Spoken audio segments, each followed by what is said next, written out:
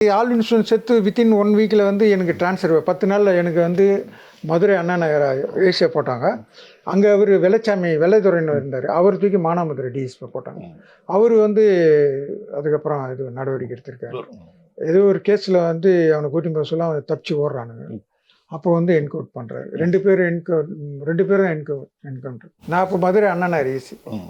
ஒருத்தர் அந்த கொக்கிக்குமார், இன்னொருத்தர் இந்த பிரபுவா சார்? பிரபு, பாரதி, கொக்கிக்குமார். ஆமாம், கொக்கிக்குமார் வந்து ஆமாம் 3 பேர் இது பண்ணுறாங்க. அதில் வந்து சார் பொலிட்டிக்கல் பயங்கர கேம்லிங் சார். இன்னி வரைக்கும் அந்த கேஸில் ஒன்றும் ஜட்ஜ்மெண்ட்டை கொடுக்கல சார். நான் 2023 வந்து சொல்லிட்டு வந்தேன். 24, 25, 26 வந்துச்சு. 2 வருஷம் எல்லாம் எவிடன்ஸ்லாம் முடிஞ்சிச்சு. எல்லாம் சொல்லியாச்சு. ஐஓவும் சொல்லிட்டாரு.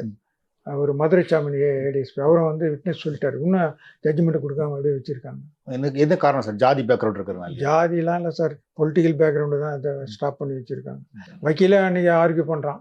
நீங்கள் ஆல்வின் சூதனை மட்டும் நீங்கள் வந்து உயிராக நினைக்கிறீங்க. எங்கள் தரப்பில் வந்து 3 உயிர் போயிருக்கு, அதுக்கு என்ன சொல்கிறீங்க கேட்குறாப்புல. ரவுடி பசங்களை சுட்டால் அவங்களுக்கு வந்து அவங்களுக்கு பெரிய இதுவான் தப்புன்றாங்க.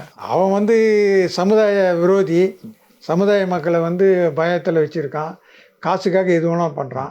போலீஸோட வேலை தானே to maintain law and order, give the protection to the poverty and public.